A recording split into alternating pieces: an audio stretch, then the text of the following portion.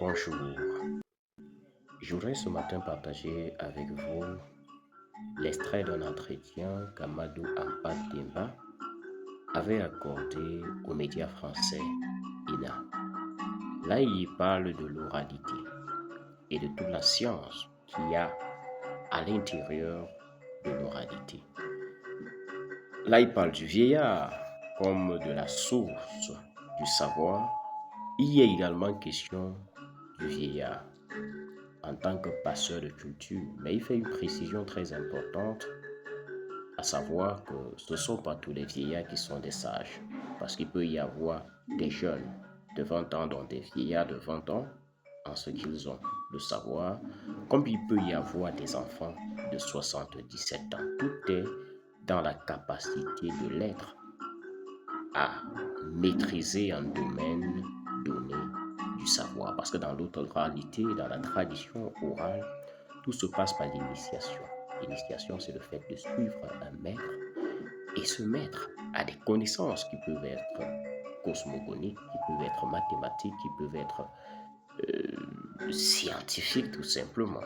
Voilà. Je vais donc partager avec vous cette vidéo, mais aussi dans l'optique de rappeler qu'il est peut-être important d'intégrer, qu'en plus de lire des livres, il est aussi important de consulter les sources vivantes que sont nos vieillards. Mais au-delà de ces sources vivantes, il faut aussi se rapprocher des lieux de mémoire, de ce qu'on appellerait les vestiges, pour pouvoir, en tant qu'observateur, écouter, n'est-ce pas, le message de ces grands arbres, de ces stèles, de ces fosses communes, de ces lieux où les vies se sont faites et se sont défaites. Je vous laisse écouter Amadou Ampad Demba. N'oubliez pas de donner votre avis en commentaire et surtout de partager et de vous abonner. La tradition orale pour nous, c'est l'enseignement à tous les degrés. Degré primaire, degré secondaire, degré supérieur. Donc c'est l'enseignement à tous les degrés.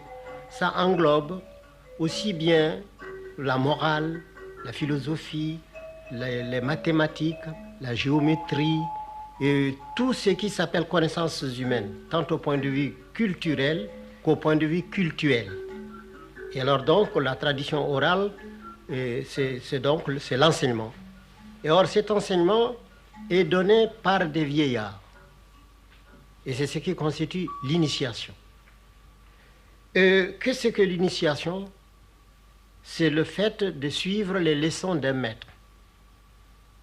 Mais ça englobe toute la vie, toute la nature, parce que pour nous, on dit il y a les êtres immobiles et non vivants, il y a le vivant immobile et il y a le vivant mobile. Ici, le mot vieillard, ce n'est pas celui qui a un grand âge, c'est celui qui connaît.